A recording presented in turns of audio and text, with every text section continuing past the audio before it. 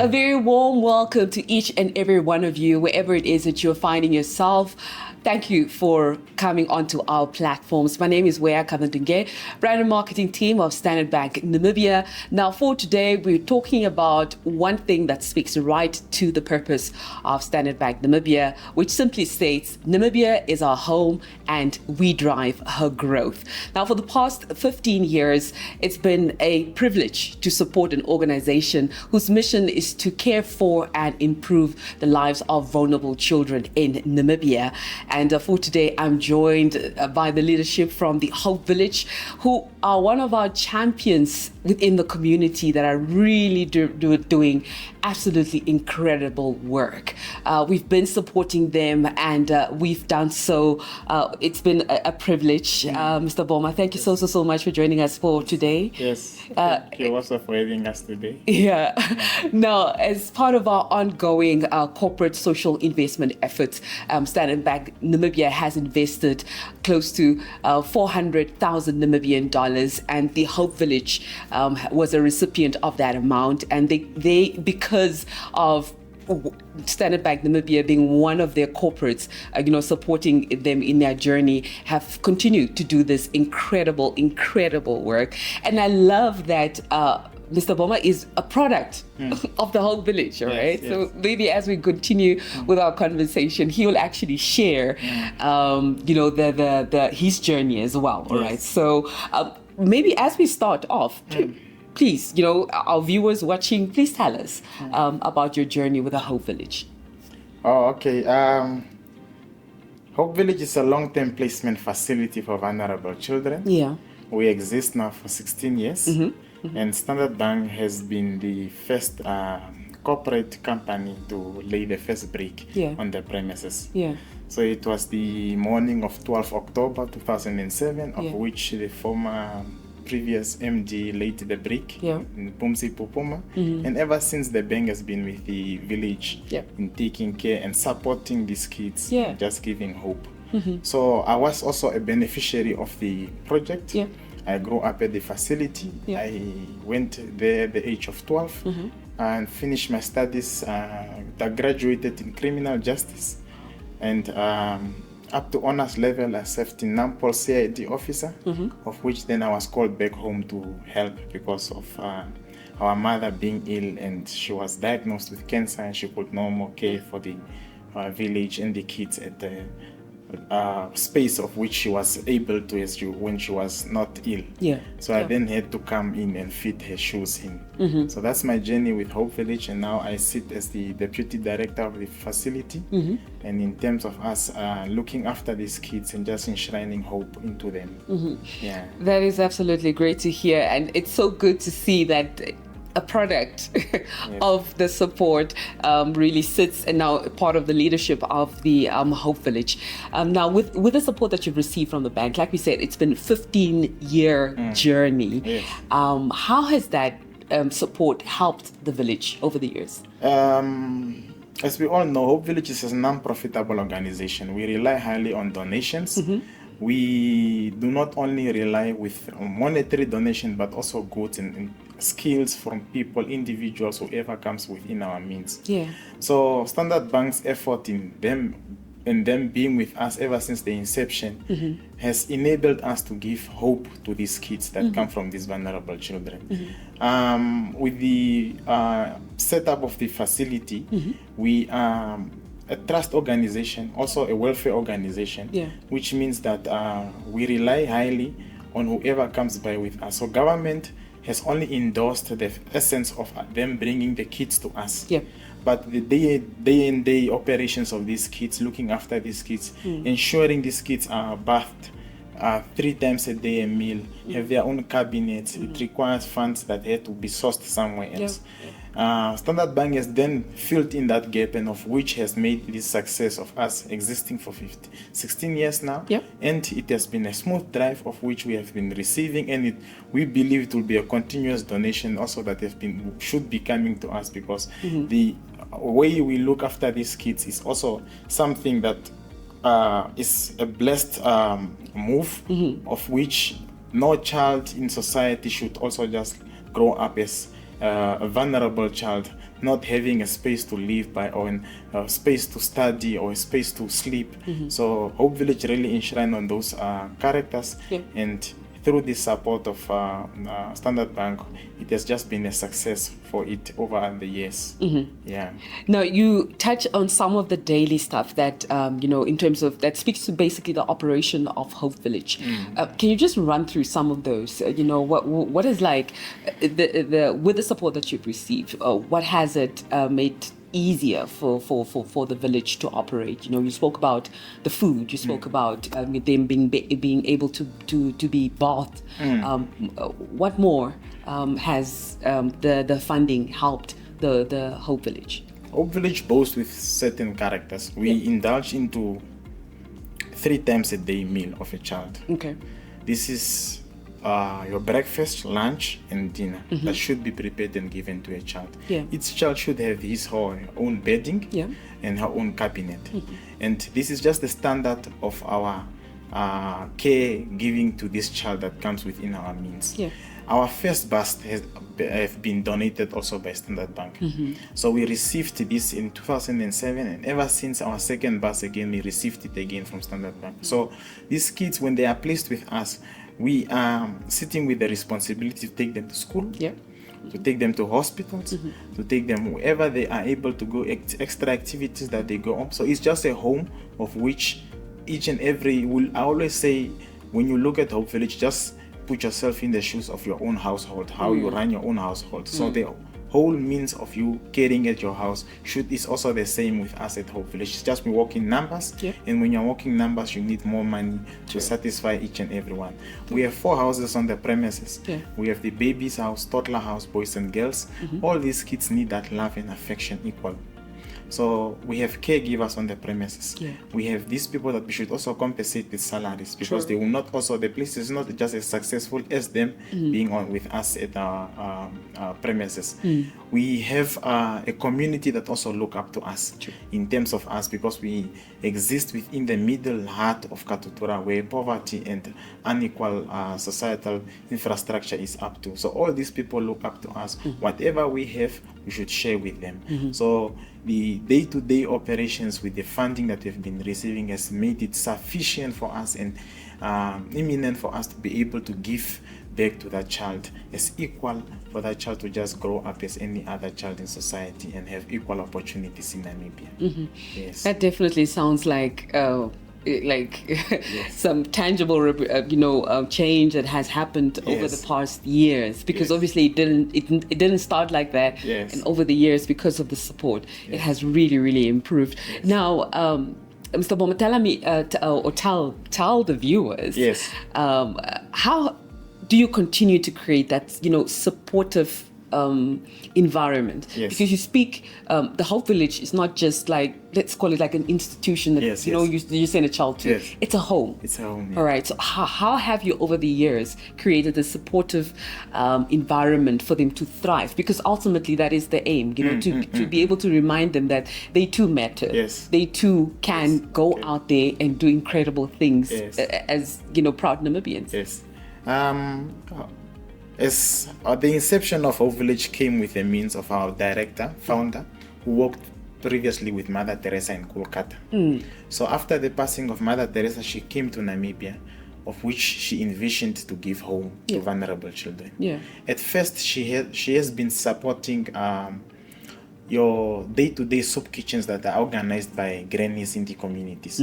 But when you look at the setup of how those are being regulated, or by, it's always of a self-interest.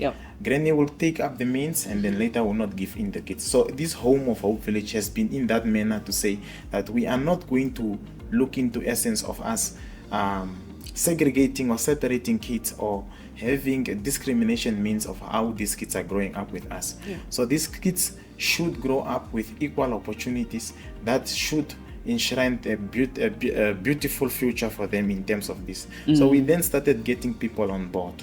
We have we recently signed an MOU with UNAM Occupational Therapist students department, of which these students come out to us. They help us because we sit with kids that are either academically impaired or physically impaired, and these are not your skills that will sit with a Boma or whoever with my caregiver. Should sit with somebody who has that qualification or knowledge on how to detect this at early glance for us to be able to help. Then when I hear that this child sits with the ADHD condition or an alcohol fetus syndrome, I then have to indulge on that and take the child out and give it to a person, psychologist or psychiatry, who is able to help this child develop this. So we also have volunteers that come by at the village, either our German volunteers, we have Norwegian volunteers, nurses that come by.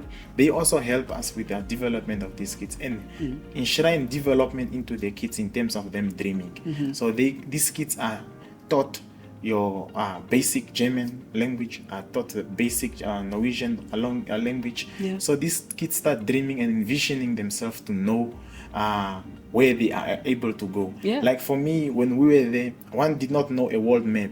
So it's a volunteer that showed me, no, this is Europe, this is Africa, this is Asia. So if you take a flight, you fly here, this is you get there. So it started building up in me and saying, one day I also want to do this. You want to do that? Yes. So the child is then created that environment. We always say the child is not just for Hope Village Park, but for each and every Namibian that comes by. So if you have a skill in welding or doing carpentry job, or electrician, you come by, you teach them basic how to change a plug, how to change a tire from the car. All these basic necessities help these kids to become whoever they want to become. Yes. So as you continue watching, you heard it right there. Again, we emphasize on that importance that we all have a part to play. Yes. And like you heard there, if you believe that, and I believe that each and every one of us are not too busy to share our skills that we've learned over the years.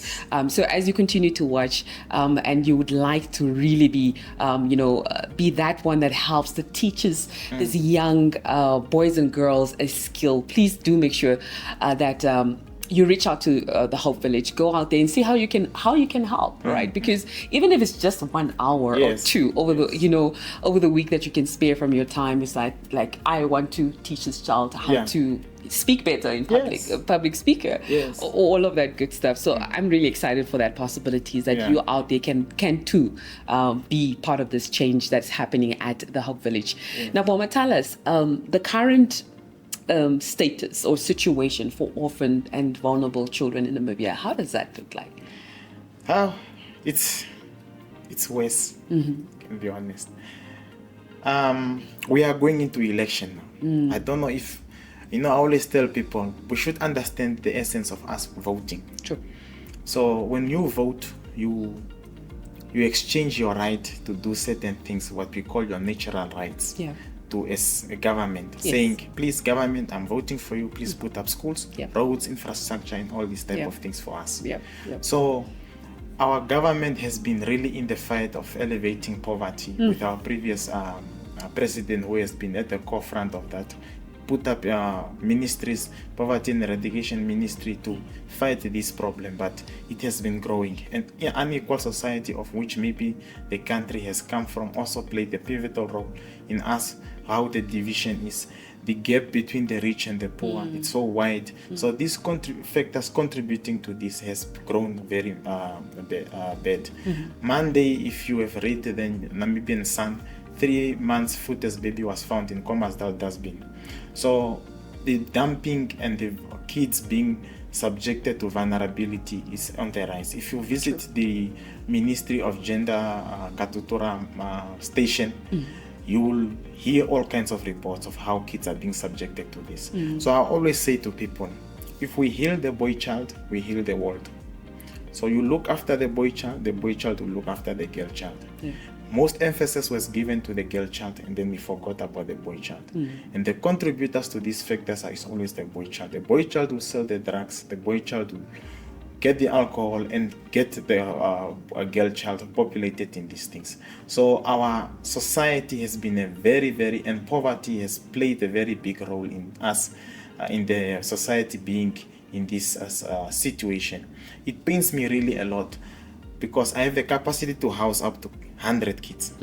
But when I see a vulnerable situation, I will want, sometimes I feel like exchanging one child out for that child. Because it pains me to say no to a mother or a young pregnant mother who wants to commit abortion. Now you are talking out this mother to say, do not do this, let me help you, but the financial means to carry out this means also not there. And one also starts forgetting yourself. We also sit with our personal needs, and you can't just give everything off and then you forget yourself. So the whole country is faced with this. If you go in Swakop, the lady that has the baby dumping box, if you look at the statistics of how much babies are being dumped in that box per month, it's high. It tells you that there is really a very, very core root in us looking at this problem. If you look at the Windhoek streets, the number of street kids that are growing, it's very, very high. And you ask yourself, what is happening? And I once asked people to say, let's make an investigation into this matter. Let's not just be reactive. In policing, there's two terms that we call reactive policing and proactive policing. So when you see a siren, when the police are just on the siren, we on the Western Bypass, that is they just are reacting to the crime that has already happened. But when you are being proactive, at the means you stop that problem at the first glance. So educate the kids at the schools, discipline them well, make them understand the consequences of their actions at the early age, heal the boy child, and develop strategic means in looking after the youth, because they are the ones contributing to these problems. So this really looks very bad. I will not say, but it's something that we can, all stakeholders should come in, including the Ministry of Gender, look into it, how we can help this, because if you travel this world, this country, you will be shocked to see. I recently got a child from from Tsumeb. But this child comes from the San community. So the baby was found attached to the mother's umbilical cord. The mother passed on. So the San community live in the bushes. So she just gave birth wherever she was, and she was found dead with the child still attached to the umbilical cord. It pains you, because then it tells you the facility for healthcare was far for this mother. The police reacted very late to the problem, and the child sits now with a condition because of that mucus that has been traveling between the dead mother and her. So this problem is growing. Baby dumping is high, and but we trust in God. We're hoping one day we will be heard for us to look into this matter equally and contribute good facts on it for us to just bring it down. True. Now, in as much as we've touched on the challenges, the current status, we do know in us having challenges, and as you're watching, as we have these challenges, therein lies opportunities for us to build a brighter future for our vulnerable children. From your side, how do you envision the future for Hope Village? What do you want to see? Do you want to see more villages across the country? What does that future look like for you? Would love to see more villages, as you said, in the country. Hope Village is home to me, as I said, and all those kids are just phenomenal. They are kids that wants to grow. They are kids that wants to dream. So we envision a multi-purpose center, of which we want to, because we realize most of our kids are that vulnerable in terms of their academics. So we want to put up pre-vocational settings of which they can be taught, as you say, public speaking, confidence, nail, early plumbing work, electrician jobs, joinery, all these things that the child can get a skill and go out in society and become whoever they want to become, because not all can prosper in school because of the conditions they suffer in terms of how they were born. So a Hope Village, we envision a success where these kids can grow up and become good role players in this country. When I walked in the bank this morning at the canteen, I took a coffee. One of our boys was there. He was working for CCN. Very proud of him. Very happy guy. Came from a vulnerable background, but one could see his confidence sitting in this building, beautiful building, saying, "Wow, Boma, thank you for what you guys are doing to the kids." So we envision these kids just to become whoever they want to become. And I remember the words of Pumsi Pupuma, your MD at the time when the Hope Village was started. He said the president of Namibia will come from Hope Village. And we are not far. We are not far from that. We are not far from producing them because we have kids that sit without traits and characters to become leaders of our country, become change makers, to become good contributors to this. So my future for Hope Village is just good stories, good success, and a beautiful home for our kids. That sounds like a future we all want to be part of, and you can be part of it as well. Like we said, how can people contact the Hope Village? How can we become involved? We exist on all platforms, social means platforms. We have an Instagram page and a Facebook page. Alternatively, we have also our website, of which our contact details are put on. Mine is being used also on both aspects. You can contact us. We are located in Lucia Street, Greenwell, F2369. We are painted blue because of the people that have been involved with us. So we are around. You contact Hope Village Namibia, we will get to be. You can also search us on the Facebook. Our contact details will come by. Either mine or the founder or our operations manager will also come by. Then you can get involved with us. We invite all. We do not don't think you have to have money to walk into Hope Village. Your skill, as I said, just your skill. That's it. Yes, polishing shoes, changing tires, how to wash a car, how to do certain basic things. And even if you want manpower or just people you are relocating and you want kids to go help you, come by, make an appointment with me. I'll give you those kids so that you can just share with them a little bit of that love, because they are all our kids and we are all responsible to take care of them. They all come from our communities. We should not feel like it's just Hope Village once, but all of us.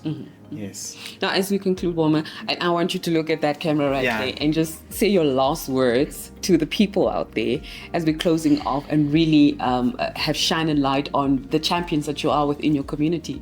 We're just bringing hope to those vulnerable children, because as you said, as the president said, the next president in the coming years will come from Hope Village. So speak to the people right there.